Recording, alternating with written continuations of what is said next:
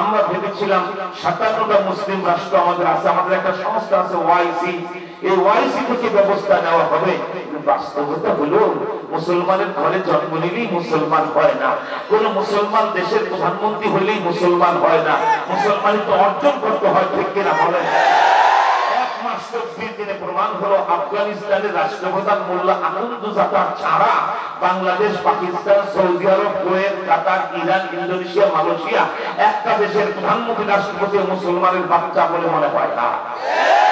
তারা হলে ইহুদির বাচ্চা মুসলমানের রক্ত নিয়ে গুলি খেলা খেলছে। সবাই মিলে ঐক্যবদ্ধ হয়ে প্রত্যেকটা মুসলিম রাষ্ট্র থেকে 1 লাখ করে সেনাবাহিনী যদি ফিলিস্তিনে মোতায়েন হতো, ইহুদির বাচ্চাদেরকে ছাড়ে বংশে নির্মূল করে পৃথিবীর মানচিত্র থেকে তাদেরকে মুছে দেওয়া যেত, ঠিক কিনা? কিন্তু কয়েকদিন পর পর গেল 12-14 দিন পূর্বে সৌদি আরবের বর্তমান বাদশাহ ছেলে মোহাম্মদ বিন সালমান, এটা নব্য ফেরাউন, এটা ডিজিটাল ফেরাউন। এই সৌদি আরবের ভূমিতে যেখানে 1 ইঞ্চি জায়গা নাই, যেখানে সাহাবায়ে কেরামের পা পড়ে না, যেখানে মাটি নাতে লাগাইলে মদিনা বলার কেরাম পাওয়া যায়, সে আরব ভূমিতে এই বিশ্বকে আদর্শ এই নব্য ফেরাউন মেয়েদের জন্য ড্রাইভিং করা মুক্ত করে দিয়েছে, ঠিক কিনা? স্টেডিয়ামে যে সৌদি আরবে মেয়েরা খেলা দেখতে পারবে, সিনেমা হল চালু করেছে এবং নবীজির রওজার পাশের শহরে সে নর্তকীদেরকে এনে কনসার্ট করে বাংলাদেশের মমতাজের মতো গান বাজনা শুরু করেছে। সুতরাং এই নব্য ফেরাউন মোহাম্মদ বিন সালমানকে পৃথিবীর যে দেশে যাবে ঝাঁটা জুতা মেরে উঠে সাহায্য করতে হবে, ঠিক কিনা?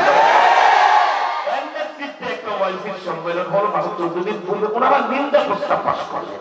আমাদের বাংলাদেশের পার্লামেন্টে তো ইহুদি ইসরায়েলের বিরুদ্ধে নিন্দা প্রস্তাব পাশ হয়েছে। মাননীয় প্রধানমন্ত্রী প্রায় প্রতিদিন ইসরায়েলের বিরুদ্ধে কথা বলছেন। বাংলা একটা প্রবাদ বাক্য আছে, মুখের জলে চিরা দিয়েছে না, মুখের জলে চিরা।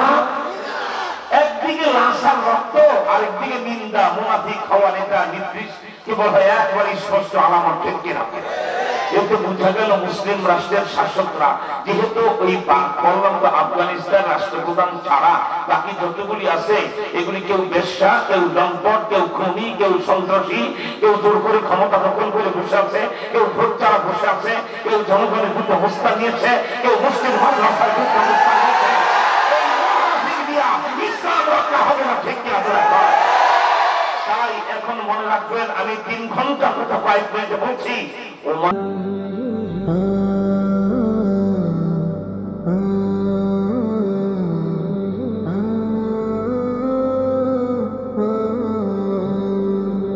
বৃহত্তর খোরাসান, রাশিয়ার আপনার Bukhara, Samarkand, Kashgar, Kazakhstan, Afghanistan, এই বিশাল একটা অংশকে, একটা অঞ্চলকে খোরাসান বলা হয়। এই ভূখণ্ডে কিয়ামতের পূর্বলগ্নে একটি মুসলিম জামাত রাষ্ট্র ক্ষমতায় জয়যুক্ত হবেন, তালেবানরা হয়ে গেছে। আলহামদুলিল্লাহ বলেন। এমন ভাবে তারা জয়যুক্ত হয়েছেন, পৃথিবীর কোন শক্তি আর কোনদিন আফগানিস্তানে প্রবেশ করার সাহস দেখাবে না, ঠিক কিনা? কারণ যৌক্তিক কথা, পৃথিবীতে 2টা শক্তি সবচেয়ে বড়, একটা রাশিয়া, একটা আমেরিকা, সামরিক শক্তি। যারা super power of the world, বিশ্বের পরাশক্তি দাবি করে, 20 বছর রাশিয়ার বিরুদ্ধে আর 20 বছর আমেরিকার বিরুদ্ধে যুদ্ধ করে আফগান মুসলমানরা প্রমাণ করেছেন আফগান মাটি দুর্জয় ঘাঁটি, ঠিক কিনা? এখন যদি পৃথিবীর কোন রাষ্ট্র আমেরিকার বর্তমানে বৃদ্ধ এটা অকর্মণ্য কিংবা রাষ্ট্রপ্রধান একে যদি বলে আপনি আফগানিস্তানে আবার সৈন্য পাঠান, সে কান ধরে উদ্ঘোষ করে বলবে তোমার সব চাকরি পাঠাও, আমি আর সৈন্য পাঠাবো না। এমন শিক্ষা তালেবানরা দিয়ে দিয়েছে, পৃথিবীর কোন সেনাবাহিনী আর আফগানিস্তানে ঢোকার সাহস করবে না, ঠিক কিনা? খুব সংক্ষেপ করে আপনাদেরকে বলবো, 3টি জাতির তীব্র সমালোচনা আল্লাহ পাক কোরআন শরীফে করেছেন। একটা ইহুদি, আর একটা খ্রিস্টান, আর হলো মুশরিক জাতি। প্রত্যেকটা লোক এখানে তো আলহামদুলিল্লাহ আমার পীর ভাই, বাংলাদেশের শামসুল উলামা, উস্তাদুল উলামা, যাকে আল্লামা জুনায়েদ বাবুনগরী সাহেব রাহমাতুল্লাহি আলাইহি আমাদের শাইখ ও মুর্শিদ বলতেন না হুসরফে, তিনি মুজাদ্দিদ, ঠিক কিনা? মুফতি আজহারুল ইসলাম সাহেব এই মাদ্রাসার খাতমে বুখারী উপলক্ষে প্রায় সকল শ্রোতাই এখানে আলেম ওলামা মাদ্রাসার ছাত্র। আপনারা তো নিশ্চয়ই জানেন, বলেন আম লোক, সাধারণ ব্যক্তি কোরআন শরীফ তেলাওয়াত জানে না, সেই লোকটা সূরাতুল ফাতিহা জানে, ঠিক কিনা? সেই সূরা ফাতিহার শেষ আয়াতে আমরা কি বলি? গায়রিল মাগদুবি আলাইহিম ওয়ালা দাল্লিন। এই মাগদুব কারা? দাল্লিন কারা? মাগদুব মানে আওয়ামী লীগ, আর দাল্লিন মানে বিএনপি না। মাগদুব মানে ইহুদি, আর দাল্লিন মানে হলো খ্রিস্টান। ঠিক কিনা? তা আল্লাহ পাক তার কোরআনে সূরাতুল ফাতিহার সবচেয়ে মর্যাদাবান সূরা, যেই জাতির এমন তীব্র সমালোচনা করলেন, মাগদুব বাংলা অর্থ হলো লানত প্রাপ্ত, অভিশপ্ত, গজব প্রাপ্ত। ঠিক কিনা? দাল্লিন তার অর্থ হলো পথহারা, পথভ্রষ্ট, গোমরাহ। এরা হলো খ্রিস্টানরা। ঈসা আলাইহিস সালামের মতো নবীর মেয়েও এই খ্রিস্টানরা হযরত ঈসা নবীকে আল্লাহর বেটা, হযরত মরিয়মকে আল্লাহর স্ত্রী বলে কৃতবাদী বিশ্বাসী হয়ে এরাও মুশরিক হয়ে গেছে। ঠিক কিনা? এই দুই জাতির তীব্র সমালোচনা আমরা কোরআনের সূরাতুল ফাতিহায় পেলাম। আরেকটি জাতির ব্যাপারে আল্লাহ পাক একবার স্পষ্ট ভাষায় সমালোচনা এবং তাদের তীব্র সমালোচনা করেছেন, সেটি হলো মুশরিক। আল্লাহকে বাদ দিয়ে যারা গাছ পূজা, মাছ পূজা, প্রতিমা পূজা করে, মূর্তি পূজা করে। ঠিক না? ইন্নামাল মুশরিকুনা নাজাস। আল্লাহ পাক মুশরিকদেরকে যারা বিভিন্ন রকমের পূজা করেন, দুর্গা, কালী, গণেশ, লক্ষ্মী, এদেরকে বলেছেন এরা নাপাক, পায়খানার চেয়ে নাপাক, পেশাবের চেয়ে নাপাক। প্রত্যেক মুসলমান ভালো করে বোঝার চেষ্টা করবেন। আমি যেই দল করেন, যেই পীরের মুরিদ হন, কোরআন তিনটি জাতির তীব্র সমালোচনা করল। এক, মুশরিক অর্থাৎ স্পষ্ট ভাষায় বলে প্রতিবেশী রাষ্ট্র ভারতবাসীর। ঠিক কিনা? তারা দুর্গা পূজা, কালী পূজা, মূর্তি পূজায় বিশ্বাসী। তারা গরুর পেশাব, গরুর গোবর খায়, মায়ের পেশাব পায়খানা মুখ করে, জন্মের খাওয়া খাক, আখেরি খাওয়া খাক, আমাদের মাথা ব্যথা নাই। এই মুশরিক আর ইহুদি খ্রিস্টানদের সমালোচনা কোরআনে এসেছে। এখন কোন মুসলিম রাষ্ট্র যদি এদের সাথে কূটনৈতিক সম্পর্ক রাখে, বন্ধুত্বপূর্ণ সম্পর্ক রাখে, বুঝতে হবে ওই মুসলিম রাষ্ট্রের শাসক আর ফেরাউন এক কোম্পানির মালিক। বলে আর কোন মুসলিম দেশের নেতা, মন্ত্রী হন আর এমপি হন যদি বলে ভারতের সাথে আমাদের রক্তের বন্ধন, এটা ডিজিটাল ফেরাউন, এটাই জমানার আবু জেহেল। ঠিক কিনা? কারণ এই কথা কোন আল্লাহর কোরআনের ডাইরেক্ট বিরোধিতা। কোরআন বলছে ইন্নামাল মুশরিকুনা নাজাস। মুশরিকরা হলো পেশাব পায়খানার চেয়ে নাপাক। কত নাপাক? আপনার আমার পেটে পেশাব পায়খানা থাকে, উপরে না থাকলেও ভিতরে তো থাকে। এই অবস্থায় আমরা মক্কা মদিনা হেরেমে ঢুকে তওয়াফও করতে পারি। ঠিক কিনা? কিন্তু এটা এত নাপাক মুশরিকরা, আল্লাহ পাকের ঘোষণা, তারা মসজিদে হারাম, মক্কা শরীফ, মদিনা শরীফের হেরেমের এরিয়াটাকে ঢোকা নিষিদ্ধ। ঠিক কিনা? যেই জাতিকে আল্লাহ সুবহানাহু ওয়া তাআলা মক্কা মদিনার এরিয়ায় ঢোকা নিষিদ্ধ করে দিয়েছেন এবং নাপাক বলে ঘোষণা করেছেন, সেই জাতির সাথে আমাদের রক্তের বন্ধন। আরো আরো কথাবার্তা যদি কোনো মুসলমানের সন্তান বলে, কোন এমপি মন্ত্রী বলেন, বুঝতে হবে এটা আর মুসলমানের খাতায় নাম নাই, তো মুনাফিক নেতা হয়ে গেছে। এটা কত দুঃখের বিষয়। আমি আপনাদেরকে জিহাদ ফি সাবিলিল্লাহ তিনটি জাতির ব্যাপারে একটু ইঙ্গিত করলাম। ইহুদি, খ্রিস্টান আর মুশরিক, এই তিন জাতির ব্যাপারে ফলাফল কি হবে, এদের বিরুদ্ধে যুক্ত হলে মুসলমানদের সেই ফলাফল কি আসবে, সেটাও আপনাদের সামনে আমি কয়েক মিনিটে পেশ করব। তার আগে বলছি, জানতে চাই, একটা লোক মূর্তি পূজা করে, আল্লাহকে বাদ দিয়ে দুর্গা কালীর সামনে মাথা নিচু করে, তার সাথে কি আমার মুসলমানের রক্তের সম্পর্ক থাকতে পারে? বাবা আওয়াজ দিবেন। বাংলাদেশের কোটি মানুষ জানে। কয়দিন আগে তো আলাউদ্দিন মাদ্রাসার কথা বলে গেলাম। গোটা পৃথিবী জানে আমরা যখন মঞ্চে বসি, আহত শিয়ালের ঘ্যানর পছন্দ করি না, সিংহের গর্জন শুনতে চাই। আপনারা আওয়াজ করতে পারবেন? হাত উঁচা করে আল্লাহু আকবার বলুন তো। আহত শিয়ালের ঘ্যানর শুনতে আসি নাই, সিংহের গর্জনে আল্লাহু আকবার বলে আওয়াজ দেয়। আরেকবার আল্লাহু আকবার। আমাদের প্রধান অস্ত্র আল্লাহু আকবার। ঠিক কিনা? পৃথিবীর কোন অস্ত্র নাই আল্লাহু আকবারের মোকাবেলা করতে পারে।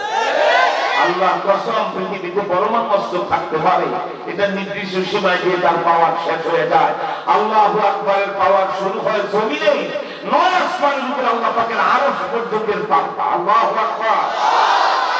আল্লাহু আকবার যদি অন্তরে গেঁথে ফেলতে পারি, not only Bangladesh, all countries of the world, side to side and corner to corner, all over the world, east to west, west to east, north to south, south to north, গোটা পৃথিবীকে আমরা পরাজিত করতে পারবো ইনশাআল্লাহ। ইনশাআল্লাহ ধন্যবাদ। অল্প কথাই বুঝতে পারলাম, হিন্দু, ইহুদি আর খ্রিস্টান, এই তিন জাতির তীব্র সমালোচনা আল্লাহ কেন করলেন? ইহুদিরা এত দুশ্চরিত্র আর এত দুরাচার, এত দুষ্টচক্র যে এরা তাদের নিজের জমানার নবীদেরকে প্রচন্ড কষ্ট দিয়েছে। অথচ এই ইহুদি বনী ইসরাইল বংশটা পৃথিবীর সবচেয়ে তাৎপর্যপূর্ণ সম্মানিত বংশ। 4000 নবী আল্লাহ পাক এই বংশে পাঠিয়েছেন। কয় হাজার? বনী ইসরাইলের মধ্যে 4000 নবী এক বংশে।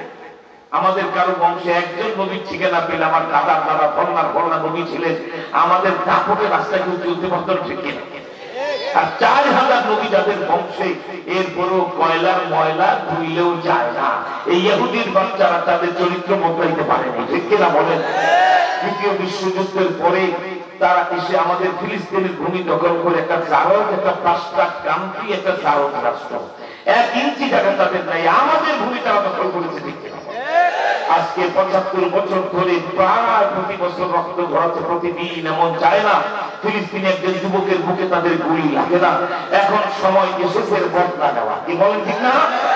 আগে বদলাটার সুসংবাদ শোনাই, কর্মসূচি জানিয়ে দেই, এরপর আমি 3 জাতির ব্যাপারে কিছু কথা বলে আকীদার সাথে বলবো। আমাদের ধৈর্যের বাঁধ ভেঙে গেছে। 1 মাস 23-24 দিন হলো আজকে ইসরায়েলের ইহুদির বাচ্চারা গাজা আর ফিলিস্তিনে 20,000 মুসলমান তারা হত্যা করেছে। 9,000 মুসলমানের দুধের বাচ্চাকে হত্যা করে ফিলিস্তিনের আর গাজার মাটি লাল বানিয়ে ফেলেছে। 20,000 মুসলমানের রক্তে আছে আরব সাগরের পানি লাল হয়ে গেছে। আর ধৈর্য ধারণ করা যায় না। আমরা ভেবেছিলাম 57টা মুসলিম রাষ্ট্র আমাদের আছে, আমাদের একটা সংস্থা আছে ওআইসি, এই ওআইসি থেকে ব্যবস্থা নেওয়া হবে। বাস্তবতা হলো মুসলমানের ঘরে জন্ম নিলেই মুসলমান হয় না, কোন মুসলমান দেশের প্রধানমন্ত্রী হলেই মুসলমান হয় না, মুসলমানিত্ব অর্জন করতে হয়, ঠিক কিনা বলেন? 1 মাস 24 দিনে প্রমাণ হলো আফগানিস্তানের রাষ্ট্রপ্রধান মোল্লা আনন্দুজাতা ছাড়া বাংলাদেশ, পাকিস্তান, সৌদি আরব, কুয়েত, কাতার, ইরান, ইন্দোনেশিয়া, মালয়েশিয়া একটা দেশের প্রধানমন্ত্রী রাষ্ট্রপতি মুসলমানের বাচ্চা বলে মনে হয় না। তারা হলে ইহুদির বাচ্চা মুসলমান রক্ত নিয়ে গুলি খেলা খেলছে। সবাই মিলে ঐক্যবদ্ধ হয়ে প্রত্যেকটা মুসলিম রাষ্ট্র থেকে 1 লাখ করে সেনাবাহিনী যদি ফিলিস্তিনে মোতায়েন হতো, ইহুদির বাচ্চাদেরকে ছাড়ে বংশে নির্মূল করে পৃথিবীর মানচিত্র থেকে তাদেরকে মুছে দেওয়া যেত, ঠিক কিনা? কিন্তু কয়েকদিন পর গেল 12-14 দিন পূর্বে সৌদি আরবের বর্তমান বাদশাহ ছেলে মোহাম্মদ বিন সালমান, এটা নব্য ফেরাউন, এটা ডিজিটাল ফেরাউন, এই সৌদি আরবের ভূমিতে যেখানে 1 ইঞ্চি জায়গা নাই, যেখানে সাহাবায়ে কেরামের পা পড়ে না, যেখানে মাটি নাকে লাগাইলে মদিনা ওয়ালার ফেরান পাওয়া যায়, সে আরব ভূমিতে এই বিশ্ব বেয়াদব বাদশাহ, এই নব্য ফেরাউন মেয়েদের জন্য ড্রাইভিং করা মুক্ত করে দিয়েছে, ঠিক কিনা? স্টেডিয়ামে যে সৌদি আরবে মেয়েরা খেলা দেখতে পারবে, সিনেমা হল চালু করেছে এবং নবীজির রওজার পাশের শহরে সে নর্তকীদেরকে এনে কনসার্ট করে বাংলাদেশের মমতাজের মতো গান বাজনা শুরু করেছে। সুতরাং এই নব্য ফেরাউন মোহাম্মদ বিন সালমানকে পৃথিবীর যে দেশে যাবে ঢাকা জুতা মেরে উঠে সাহায্য করতে হবে, ঠিক কিনা? একটা ওয়াইফির সম্মেলন হল 14 দিন পূর্বে, ওনারা নিন্দা প্রস্তাব পাশ করলেন। আমাদের বাংলাদেশের পার্লামেন্টে তো ইহুদি ইসরায়েলের বিরুদ্ধে নিন্দা প্রস্তাব পাশ হয়েছে। মাননীয় প্রধানমন্ত্রী প্রায় প্রতিদিন ইসরায়েলের বিরুদ্ধে কথা বলছেন। বাংলা একটা প্রবাদ বাক্য আছে, মুখের জলে চিরা দিয়েছে না, মুখের জলে চিরা। একদিকে লাশার রক্ত, আরেকদিকে নিন্দা, মুনাফিক হওয়া নেতা নির্দিষ্ট কেবল একবারই স্পষ্ট আলামত, ঠিক কিনা? এতে বোঝা গেল মুসলিম রাষ্ট্রের শাসকরা যেহেতু ওই বললাম তো আফগানিস্তান রাষ্ট্রপ্রধান ছাড়া বাকি যতগুলি আছে এগুলি কেউ বেশ্যা, কেউ লম্পট, কেউ খুনি, কেউ সন্ত্রাসী, কেউ জোর করে ক্ষমতা দখল করে বসে আছে, কেউ ভোট ছাড়া বসে আছে, কেউ জনগণের বিরুদ্ধে অবস্থান নিয়েছে, কেউ মুসলিম মাদ্রাসার বিরুদ্ধে অবস্থান নিয়েছে। ইসলাম রক্ষা হবে না, ঠিক কিনা? তাই এখন মনে রাখবেন, আমি 3 ঘন্টা কথা কয়েক মিনিটে বলছি, ওমারারা যখন ফাসেক হয়ে যায়, ওমারা মানে রাষ্ট্রযন্ত্র যাদের নিয়ন্ত্রণে থাকে মুসলিম ভূখণ্ডে, এই ওমারারা যখন ফাসেক হয়ে যায়, বিশ্বাসঘাতক হয়ে যায়, বেঈমান হয়ে যায়, তখন ওলামায়ে কেরামদের তরবারি হাতে নিয়ে ওমরি ভূমিকা মাঠে নামতে হয়, ঠিক কিনা? যেমনটা আপনারা জানেন, হাজ্জাজ ইবনে ইউসুফ বলেন আর ইয়াজিদ বলেন, ইয়াজিদ একজন বিশিষ্ট সাহাবীর সন্তান, এত বড় সাহাবী যার সাহাবা কাতিমুল ওয়াহি হযরত মুআবিয়া রাদিয়াল্লাহু তাআলা আমাদের মাথার মুকুট। অল্প কজন বড় বড় সাহাবীর একজন হযরত মুআবিয়া এবং যিনি কাতিমুল ওয়াহি। 8 জন লক্ষ লক্ষ সাহাবায়ে কেরামদের মধ্যে 8 জন সাহাবীর এই নসিব হয়েছে কোরআন নাযিল হতো, নবীজি বলতেন আর তারা লিখতো। 8 জনের একজন হযরত মুআবিয়া, সুবহানাল্লাহ। এবং আর এক হযরত ওমর আবু বকরের এই ফজিলত নাই যেটা হযরত মুআবিয়ার এই ব্যাপারে আছে। 20 বছর মুখ্যমন্ত্রী, 20 বছর প্রধানমন্ত্রী, 40 বছরের শাসক হযরত মুআবিয়া। ঠিক কি না? 40 বছরের শাসক।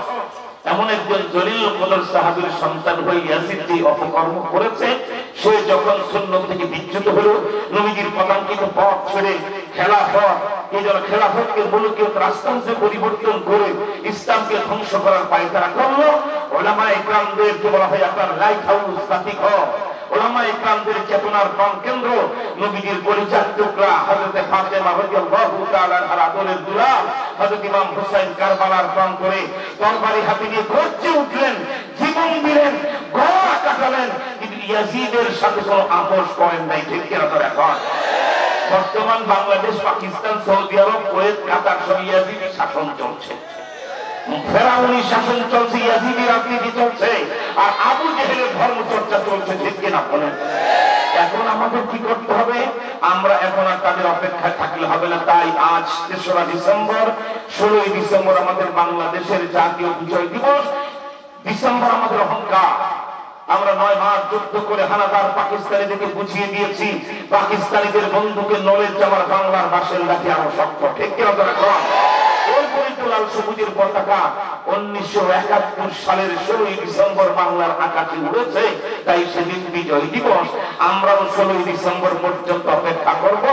16ই ডিসেম্বর সূর্য ডোবার মধ্যে আগে আগে যদি ফিলিস্তিনের মুসলমানরা গাজার মুসলমানদেরকে হত্যা, ইসরায়েলের ইহুদির বাচ্চা বন্ধ না করে আমাদের প্রথম কিবলা বাইতুল মুকাদ্দাসের দখল ছেড়ে না দেয়, 17ই ডিসেম্বর সকালবেলা ফজরের পরে দেশের 18 কোটি মুসলমান একটা করে পাকা বাঁশের লাঠি নিয়ে মাঠে নেমে যাবে। ঠিক কি আমরা?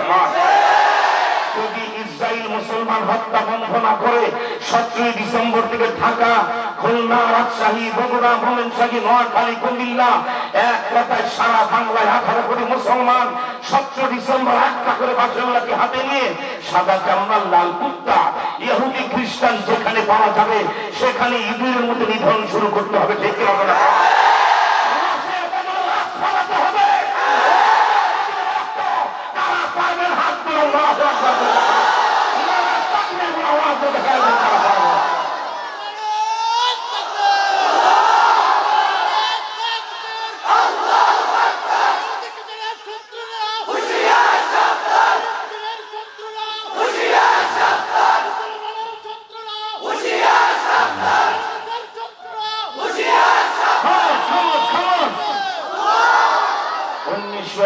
সালে পাকিস্তানিরা যখন দেখলো ঢাকা, খুলনা, রাজশাহী, বগুড়া, নোয়াখালী, কুমিল্লা হানাদার পাকিস্তান বাহিনীর লাশ পড়া শুরু হয়েছে, ওরা বাধ্য হয়ে 16ই ডিসেম্বর আত্মসমর্পণ করে এই দেশের স্বাধীনতা মেনে নিতে বাধ্য হয়েছিল। ঠিক কিনা বলেন?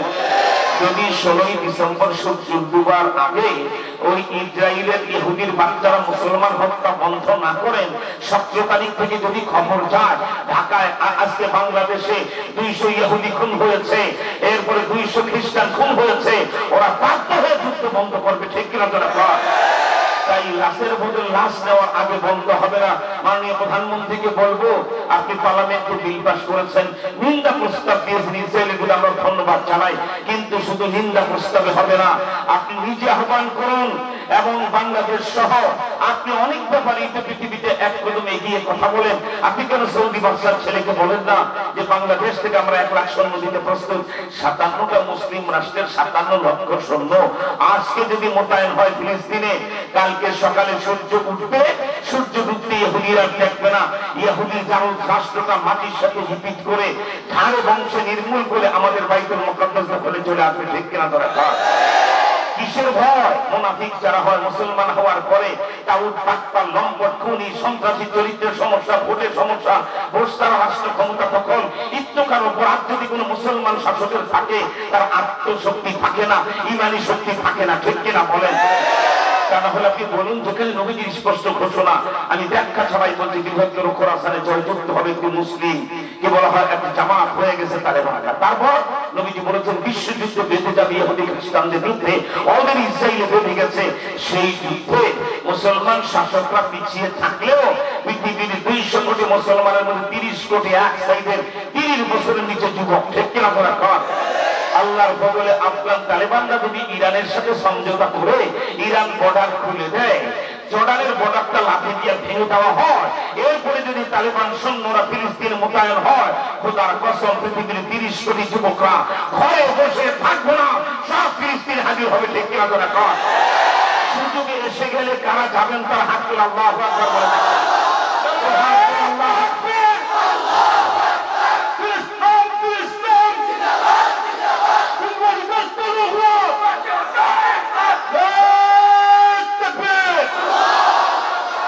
একজন মুসলমান হিসাবে বিশ্বাস করবেন আল্লাহর নবী যা বলে তা বলে, ঠিক কিনা বলে। নবীজির একটি কথা বৃথা যায় না, যা বলেছেন অক্ষর অক্ষরে বলতে চলেছে। আলহামদুলিল্লাহ বলেন। ইহুদিদের বিরুদ্ধে সেই যুদ্ধ শুরু হলে কি হবে? আল্লাহ রাসূল বলেন সুবহানাল্লাহ, আমাদের মডেল, আমাদের আইকন, আমাদের আইডিয়াল মুহাম্মদ সাল্লাল্লাহু আলাইহি ওয়াসাল্লাম তিনি যা বলেছেন, ওই যুদ্ধে ইহুদিদের বিরুদ্ধে মুসলমানরা এমন ভাবে মাঠে নামবে, রণাঙ্গনে টিকতে না পেরে ইহুদিরা ময়দান ছেড়ে পালাবে, খুব দ্রুত পালাবে, মুসলমান সৈন্যরা তাদের পিছু নেবে। ওই সময় রাস্তার পাশের বিশাল বিশাল মোটা মোটা গাছের আড়ালে ইহুদি সৈন্যরা লুকিয়ে থরথর করে কাঁপবে। আল্লাহ পাক সেই গাছের জবান খুলে দিবেন, মুসলিম সৈন্যরা ইহুদি খুঁজবে, আর গাছের আড়াল লুকানো ইহুদি সৈন্য থরথর করে কাঁপতে থাকবে। গাছ জবান খুলে বলবে, হে মুসলিম, ইহুদি সৈন্য খুঁজছো, আল্লাহর মাকদুম জাতি খুঁজছো, আমার পিছনে এক ইহুদি লুকিয়ে আছে, খুঁজহু ওয়াকতুলহু, আর ধরো আর জবাই করো। সেটাই 17 ডিসেম্বর শুরু হবে বাংলাদেশে, ঠিক কি আমরা একটা ইহুদির বাচ্চাকে বাংলাদেশে চলতে দেওয়া হবে না। কেউ কূটনীতির কথা বলে শিষ্টাচার বলবে, ওই শিষ্টাচার আমার পেশাব করবে। আমার মুসলমান বলে সব হত্যা করে ধ্বংস করে একাকার করে ফেলতেছে, আর আমরা শিষ্টাচার শিষ্টাচার কূটনৈতিক সম্পর্ক বলবো, এটা মুনাফিক আর বেঈমানের আলামত, ঠিক কিনা? তাই 17 তারিখ থেকে পাল্টা অ্যাকশন শুরু হবে, রেডি হয়ে যান, ঠিক আছে? একটা একটা করে শক্ত বাঁশের লাঠি ঘরে বানাবেন, লাঠি হবে একটা, কাজ হবে দুইটা। এক লাঠিতে ইসলাম রক্ষা এবং দেশ রক্ষা।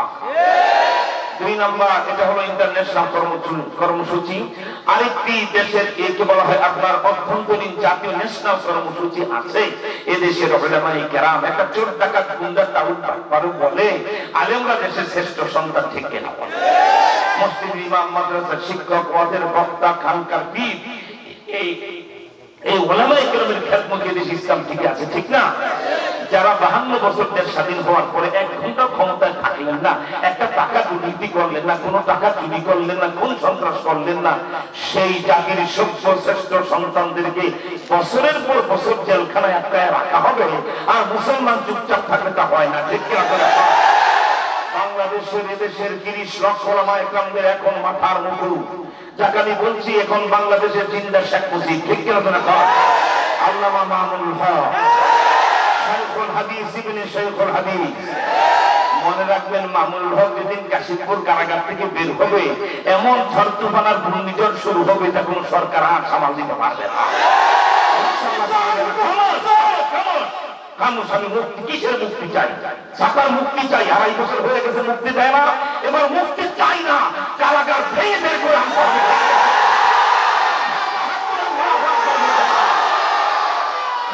সেই কর্মসূচি হল 16 ডিসেম্বর বিজয় দিবস পার হয়ে যাবে। পরের মাস 10 জানুয়ারি বাংলাদেশের স্বাধীনতার স্থপতি বঙ্গবন্ধু তিনি পাকিস্তান কারাগার থেকে মুক্ত হয়ে বাংলাদেশে এসেছিলেন 10 জানুয়ারি, ঠিক কিনা? 10 জানুয়ারি বঙ্গবন্ধু স্বদেশ প্রত্যাবর্তন দিবস। আমরা 10 জানুয়ারি ডেডলাইন ঘোষণা করেছি। 10 জানুয়ারির মধ্যে 16 ডিসেম্বরের মধ্যে মুক্তি দিতে হবে, তা না হলে 10 জানুয়ারি পর্যন্ত আমরা সরকারকে সুযোগ দেব। বঙ্গবন্ধু যেদিন দেশে এসে চোখের পানি ছেড়ে বিমান থেকে নেমে কেঁদেছিলেন, সেই 10 জানুয়ারি 10 লাখ এক সাইডের যুবক আর 10 লক্ষ বাঁশের লাঠি নিয়ে এই গাজীপুরের কাশিমপুরের কারাগার ঘেরাও করে, কারাগার ভেঙ্গে, তালা ভেঙ্গে, শরীফুল বিল্ডিং এর 4 তলার 15 নম্বর কক্ষ থেকে মামুনুল হককে শেখ মুজিবের মতো চিনাবেন বেটাপি কেউ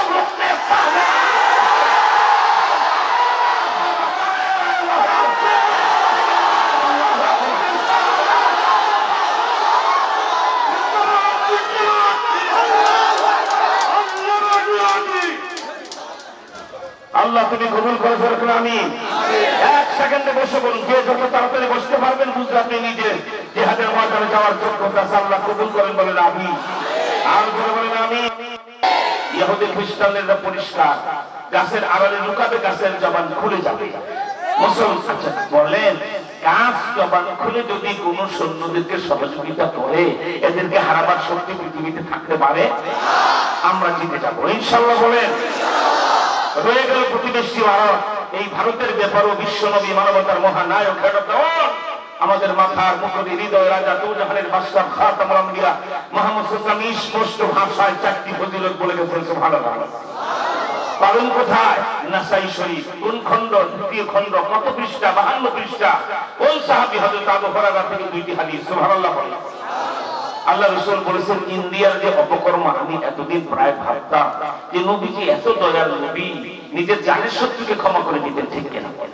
ফাতে মক্কার পরে মক্কায় যে বলছেন যারা নবীর মাথা ফাটিয়েছে, প্রথম দিন জাবাল আবু হয়েছে, দাওয়াত দিতে গেলে আবু জেহেলের পাথর আঘাতে তার কপালে চামড়া কেটে পিঙ্কির মতো রক্ত বের হয়েছে। যারা তায়েফে তার রক্তাক্ত করে বৃষ্টির মতো রক্ত গা থেকে ছড়িয়েছে। যারা শিয়াবে আবু তালিবের তিলে তিলে 3 বছর জেলখানায় রেখে নবীজিকে হত্যা করতে চেয়েছে। যারা হিজরতের রাতে খোলা তরবারি হাতে নিয়ে বাড়ি ঘিরে রেখেছিল, মুহাম্মদ সাল্লাল্লাহু আলাইহি ওয়াসাল্লামকে দেখা মাত্রই তাকে টুকরা টুকরা করে ফেলবে, ঠিক কেন বলে? এমন বেয়াদবি যারা করেছে সেই জাতির যুদ্ধে বিজয় অর্জন করে ফাতে মক্কা বিজয়ের দিন মক্কার বারান্দায় দাঁড়িয়ে তিনি ঘোষণা করলেন লা তাসরিবা আলাইকুমুল ইয়াউম। আজ কার উপরে আমার রাগ অনুরাগ কোন কি বদলা নেওয়ার বিষয় নাই, আমি সবাইকে ক্ষমা করে দিলাম। সুবহানাল্লাহ। এত মহান নবী হিন্দুস্তানের ব্যাপারে গজওয়াতুল হিন্দের ঘোষণা দিয়ে গেল, ইন্ডিয়ার প্রতি যুদ্ধ।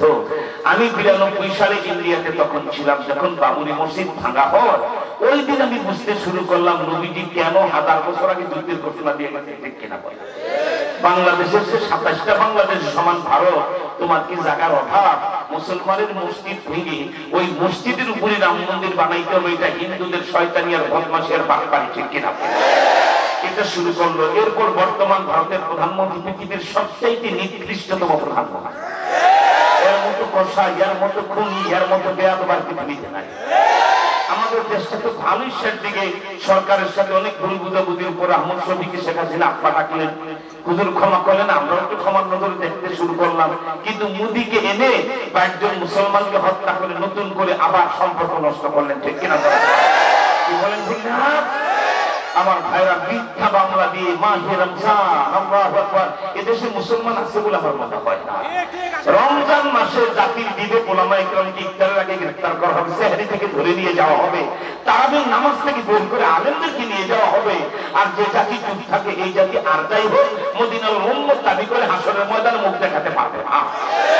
উচিত ছিল বাসন রাখি নিয়ে জবাব চাওয়া, আলেমদেরকে রমজানে গ্রেফতার কেন জবাব চাই, জবাব চাও, ঠিক কিনা? বলেন ঠিক না? আমি তো প্রধানমন্ত্রীকে 1 মাস 24 দিন আগে জেল থেকে বের হয়ে আমি তো প্রধানমন্ত্রীকে 1 মাস 24 দিন প্রায় 2 মাস হতে চললো চ্যালেঞ্জ দিয়ে রেখেছি, মাননীয় প্রধানমন্ত্রী আপনি পদ্মা সেতু করেছেন কিন্তু পদ্মা সেতুর গোড়ায় 1 ইঞ্চি জায়গাও আপনার নাই। আমি বিক্রমপুর মুন্সিগঞ্জের লোক, আমি যদিও ব্যক্তিগতভাবে গরিব মানুষ, পৈতৃক সূত্রে পদ্মার পারে 186% 6 বিঘা জায়গা আমার নামে আমার বাবা কেবল লিখে দিয়ে গেছে। সুতরাং আপনি যদি আমার মামলা প্রমাণ করতে পারেন, আপনাকে 1 বিঘা, আপনার ছোট বোন শেখ রেহানাকে 1 বিঘা জায়গা আমি পদ্মার পারে দিতে দেবো, 2 বোন বাড়ি করে থাকবেন, তবে 3 মানুষ বাপ নাই, ঠিক কিনা বলেন? যদি আমার মামলা প্রমাণ করতে পারেন, মুসলমানের জবান কোটি মানুষের সামনে আমি 1 মাস 24 দিন ধরে বলছি, বের হওয়ার পর 3 ঘন্টার মধ্যে চ্যালেঞ্জ দিয়েছি, আমার মামলা প্রমাণ করুন, আমি আপনাকে জমি লিখে দেবো। আর প্রমাণ করতে না পারলে আপনি মাফি দিতে হবে না, বঙ্গবন্ধুর কাছে শুধু সরি বলুন, মিস্টেক, এটা ভুল হয়ে গেছে, ওলামায়ে কেরাম গ্রেফতার ঠিক হয় নাই, আমরা নিজ করে ক্ষমা করে দেবো, ঠিক কিনা বলেন? তা না করে যদি প্রধানমন্ত্রীত্বের অহংকারে ধরাকে সরাগে করেন, মনে রাখবেন মাননীয় প্রধানমন্ত্রী বুখারীর হাদিস, স্বয়ং আল্লাহ হাদিসের কুদসিতে বলেন মান আদা লি ওয়ালিয়ান ফাকাদ আযানতুহু বিল হক। এই জমিনে বিচরণশীল বহু ওলামায়ে কেরাম আছে, আল্লাহর প্রিয় বান্দা আছে, এদের বিরুদ্ধে যদি কোনো তাগুতার জালেম সরকার ব্যবস্থা নেয়, এদের জুলুম করে, আল্লাহ স্বয়ং তাদের বিরুদ্ধে যুদ্ধ ঘোষণা করে, ঠিক কিনা? আরেকটি হাদিসে কুদসি, সেটাও হাদিসে কুদসি, আল্লাহ বলেন আর রিয়াউ রিদাই, অহংকার আমি আল্লাহর গায়ের চাদর। কাউকে এমপি মন্ত্রী বানাবো, রাষ্ট্রপ্রধান প্রধানমন্ত্রী বানাবো, আর সে যদি অহংকারের যন্ত্রণায় তাল সামলাইতে না পারে, প্রাইম মিনিস্টার অফ তল না, এতেই যদি যাকে ইচ্ছা তাকে জুলুম করে, আল্লাহ বলেন সে আমার গায়ের চাদর ধরে টানাটানি করে। আর আল্লাহর গায়ের চাদর ধরে কেউ টান দিলে ইন্না বাদশা রাব্বিকা লাশাদীদ, এমন ধরা ধরেন বংশে বাতি জ্বালাবার কেউ থাকে না, নাম দেওয়ার কেউ থাকে না। ঠিক কি আপনারা? কারণ আমাকে গ্রেফতার করতে যেই মুন্সিগঞ্জ সদর থানার ওসি রাত 2:30 মাহে রমজান সেহরি পূর্বে এইভাবে তার পোশাকটা খুলে বলেছিল, হুজুর এই পোশাকটা গায়ে রাখার মন চায়। আপনি হরতালের দিন আমাদেরকে এত সহযোগিতা করলেন, 600 টাকার তরমুজ আপনি নিজে কিনে খাওয়াইলেন, আপনার হলরুমটা খুলে দিলেন পুলিশ বসার জন্য, এরপর আপনি ভিআইপি বাথরুম খুলে দিলেন যে কারো যদি হাইকমোড লাগে এটা ব্যবহার করবে।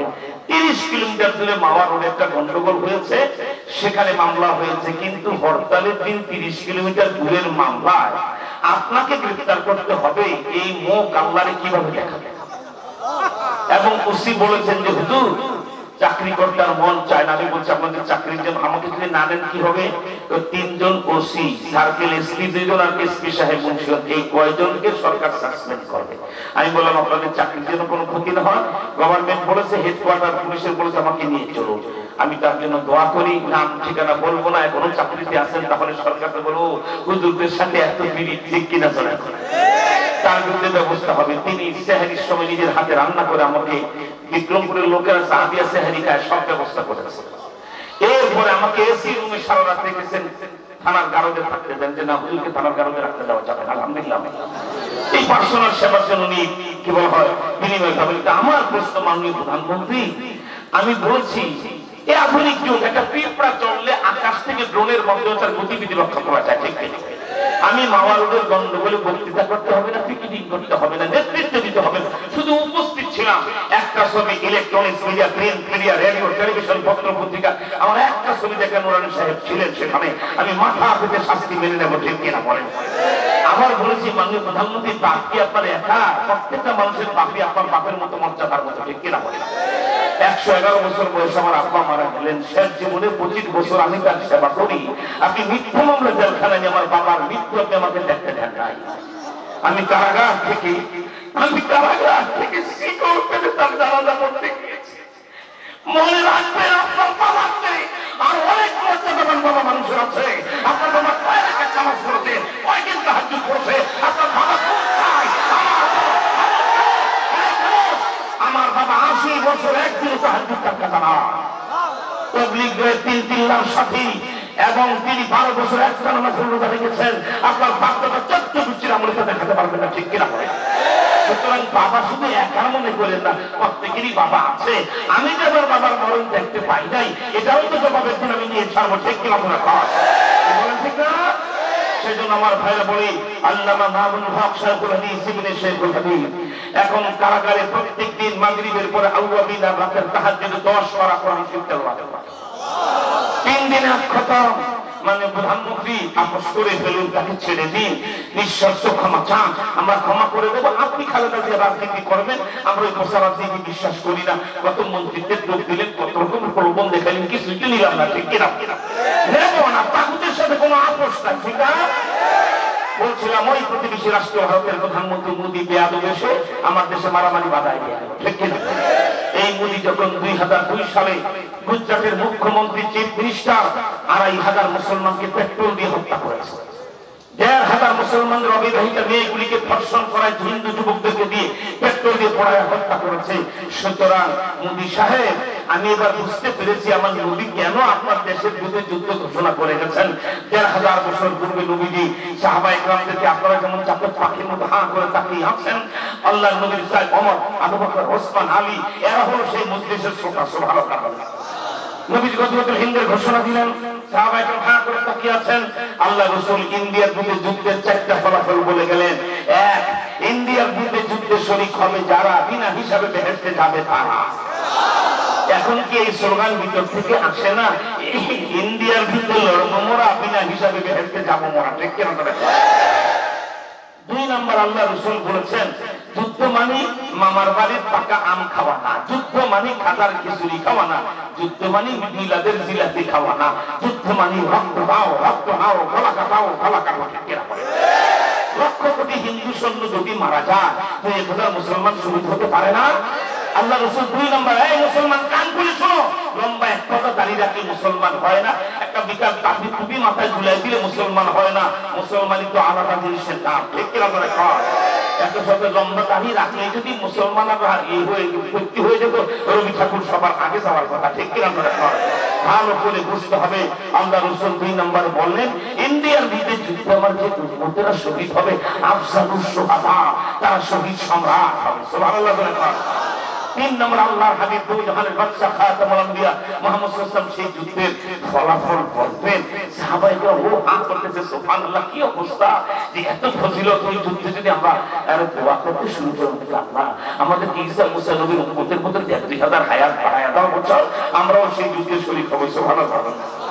3 নম্বর নবীজি ঘোষণা দিবেন, সাহাবায়ে হাঁ করে তাকিয়ে আছেন, যে পূর্ণিমার চাঁদের মতো নবীদের চেহারা ঝলমল করছে।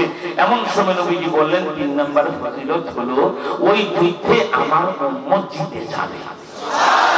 আল্লাহু আকবার বলে আওয়াজ বলা যায় না? গলা ফাটায় আল্লাহু আকবার বলা যায় না?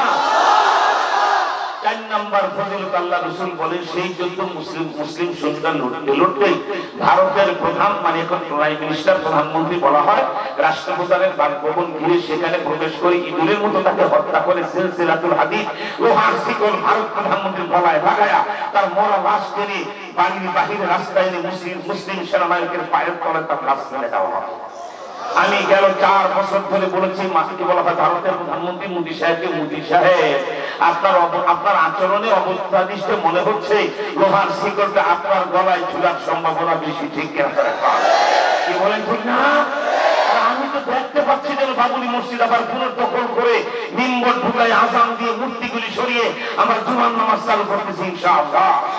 আপনারা কি সেই রকম দাওয়াত পেলে বাবুলি মসজিদে জুমার নামাজ পড়তে যেতে প্রস্তুত? আল্লাহু আকবার বলে দেখায় দেন। কেমন? আল্লাহ কবুল করুন, সবাই বলে আমিন। ব্যাখ্যা ছাড়াই শুধু এটুকু বললাম, ইনশাআল্লাহ জিহাদ ফি সাবিলিল্লাহ আপনাদেরকে 3টি জাতির তীব্র সমালোচনা কোরআন কিভাবে বলেছি, হাদিস শরীফ থেকে রেফারেন্সে বলেছি। ইন্ডিয়ার বিরুদ্ধে আর ইসরায়েলি ইহুদিদের বিরুদ্ধে যে যুদ্ধ, এই যুদ্ধে আমরা জিতবো, কোনো সন্দেহ নাই, বলেছেন মদিনাওয়ালা। আলহামদুলিল্লাহ করে কর। এখন 1 সেকেন্ডের মধ্যে আত্মাহিয়াতুল শুরুতে বসেন, অল্প কয় মিনিট আছেন, এর মধ্যে আমি 40 মিনিটের কথা আর 2 মিনিটে শেষ করব। আকীদা খাতমের উপর ঘুরে, যেটা আমার জীবন, আমার মরণ, আমার লড়াই, আমার সংগ্রাম, এক সাগর রক্তের বিনিময় হলেও আল্লাহ পাক আমার নবীকে যেই খাতমের উপর চেয়ার দিয়েছেন, ওই চেয়ারে কোন কাদিয়ানির বাচ্চাকে বসতে দেব না, ঠিক না? সবাই আত্মাহিয়াতুল শুরুতে বসেছেন, তাহলে গলা ফাটায় বলেন আল্লাহ কয়জন? আমি খাতমের উপর বুঝাচ্ছি, আল্লাহ কয়জন? বলো না, চিৎকার করে গলা ফাটায় আঙ্গুলিটা করে বলে আল্লাহ কয়জন? হাত আরো সোজা করেন, একবারে বন্ধুকে নলের মতো করেন। আমি প্রশ্ন করবো, আল্লাহ কয়জন? আপনি 3 বারে বলবেন, একজন, একজন, একজন। আল্লাহ কয়জন? হাত আরো সোজা করেন। এক আল্লাহর পরে কোন আল্লাহ আছে? এইভাবে দেখে দেন, নাই নাই নাই নাই। যার হাত যত বেশি করবে তার সব তত বেশি হবে। আল্লাহর পরে কোন আল্লাহ? আমাদের নবীর পরে আর কোন নবী? হাত নামান। 1 2 45 মিনিটের ওয়াজ হয়। এটাই তো খতমে নবুয়ত। আল্লাহর পরে আল্লাহ নাই, মুহাম্মদ সাল্লাল্লাহু আলাইহি ওয়াসাল্লামের পরে আর নবী নাই, এটাই খতমে নবুয়ত, এটাই কবর, এটাই হাসর, এটাই মিজান, এটাই আল ইসলাম, ঠিক কিনা বলেন? এবার বুঝে থাকলে জবাব দেন, আল্লাহকে বাদ দিয়ে কোন বেয়াদব যদি বলে আমি আল্লাহ, সে মুসলমান না কাফের? আরো জোর হলো না? এই গলা ফাটায়া, হাত উঠায়া, হাত নাচায়া, সবাই বলুন কাদিয়ানীরা বাংলাদেশের সংসদে বিল পাস, কাদিয়ানীরা সবাই বলুন আল্লাহকে বাদ দিয়ে কেউ আল্লাহ দাবি করলে সে কি হয়? আমি বলবো যেমন, আপনারা বলবেন ফেরাউন যেমন। এবার বলুন বিশ্বসভার সভাপতি, মানবতার মহানায়ক, আমাদের মাথার হৃদয়ের রাজা, ও জাহানের বাদশাহ, খাতামুল আম্বিয়া মুহাম্মদ সাল্লাল্লাহু আলাইহি ওয়াসাল্লামকে বাদ দিয়ে কোন বেয়াদব যদি বলে মুহাম্মদ সাল্লাল্লাহু আলাইহি ওয়াসাল্লাম শেষ নবী নয়, আমি শেষ নবী, সে মুসলমান না কাফের?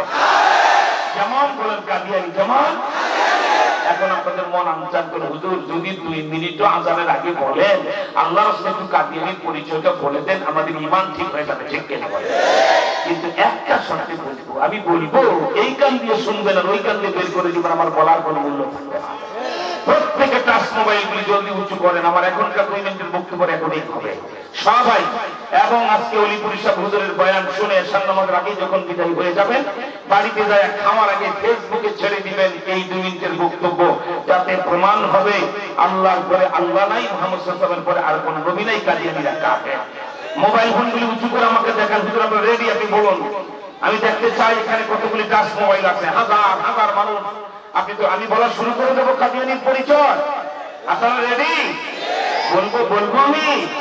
তাহলে শুনো বাবা, এক অলিজাতীয় যুবক শুনো, কাদিয়ানী কোন শয়তানের নাম? এখন থেকে প্রায় 150 বছর পূর্বে অবিভক্ত ভারতে পাঞ্জাব রাজ্যে গুরুদাসপুর জেলায় কাদিয়ান নামক গ্রামের বাপের নাম গোলাম মুর্তজা, মায়ের নাম চেরাগ বিবি। এই বেটির পেটে জন্ম নেয় শতাব্দীর কুখ্যাত ফেরাউন, নাম রাখা হয় তার গোলাম আহমদ কাদিয়ানী। এই বেয়াদব এখন থেকে 100 বছর পূর্বে উর্দুতে একটা বই লেখে, ওলামায়ে কেরাম বইটার নাম মনে রাখবেন, এক গলতি কা ইজালা, পৃষ্ঠা নাম্বার 10। এই বইটা 10 নম্বর পৃষ্ঠা। এই বিশ্ব বেহায়া, বিশ্ব লম্পট, বিশ্ব বেয়াদব গোলাম কাদিয়ানী লিখে, মোহাম্মদ আখিরি পয়গম্বর नहीं है, मैं ही आखिरी पैगंबर हूं, मोहम्मद শেষ নবী নয়, আমি শেষ নবী। মানবে গাজীপুরের মুসলমানেরা? ওই একই বইয়ের পরের পৃষ্ঠা, বইয়ের নাম আবার বলছি, ওলামায়ে কেরাম লিখে রাখবেন, এক গলতি কা ইজালা, পৃষ্ঠা নাম্বার 11 নম্বর পৃষ্ঠা। বেয়াদব কাদিয়ানী লেখে, मैं मोहम्मद से बढ़कर नबी हूं, আমি মুহাম্মদের চেয়ে বড় নবী। কোথায় লিয়াকত আলী, কোথায় সুলতান খান, কোন জায়গায় আইয়ুব খান, কোন জায়গায় সিঙ্গেল খান, ঠিক না? সেই কাদিয়ানীদের অমুসলিম ঘোষণায় মক্কা শরীফের হুজুর 3 মাস পরে আসতেছেন বাংলাদেশ, আলহামদুলিল্লাহ। এটা ঢাকার এই পারে গাজীপুর আর ঢাকার ওই পারে বিক্রমপুর, মুন্সিগঞ্জ, সেখানে বলে। আল্লাহ চাহে তো 29 ফেব্রুয়ারি শেষ দিন, বৃহস্পতিবার ফেব্রুয়ারি মাসে, আর 1 মার্চ শুক্রবার সকাল 9টা থেকে ইনশাআল্লাহ তার আগে মামুন হককে মুক্ত করবো। আল্লামা মামুন হক, জুনায়েদ আল হাবিব, রফিকুল ইসলাম মাদানী, সাকাওয়াত হোসেন রাজি, জেল খাটুয়া শীর্ষ 11 জন আলেম একসাথে বয়ান করবে সেদিন ইনশাআল্লাহ। সেদিন বাংলার জমিন আমরা কেমন রেস কোর্স, ময়দান সব কেমন করে দেবো, ঠিক কিনা? সেই দিন আল্লাহর ফজল ইনশাআল্লাহ মক্কা শরীফে হুজুর জুমার নামাজ ইমামতি করবেন, খুতবা দিবেন। সেদিনই আমরা ঘোষণা করব সংসদে আইন চাই নবীজির পরে নবী নাই, নবীজিকে গালি দিবে যারা, ফাঁসিতে ঝুলিবে তারা, ঠিক না? আমার ভাই এখন জানতে চাই, জান লাগলে জান দেব, মাল লাগলে মাল দেব, সময় লাগলে সময় দেব, কিন্তু নবীজির চেয়ারে কোনো কাদিয়ানী বসতে দেব না। কারণ রাজি হাত আল্লাহু আকবার।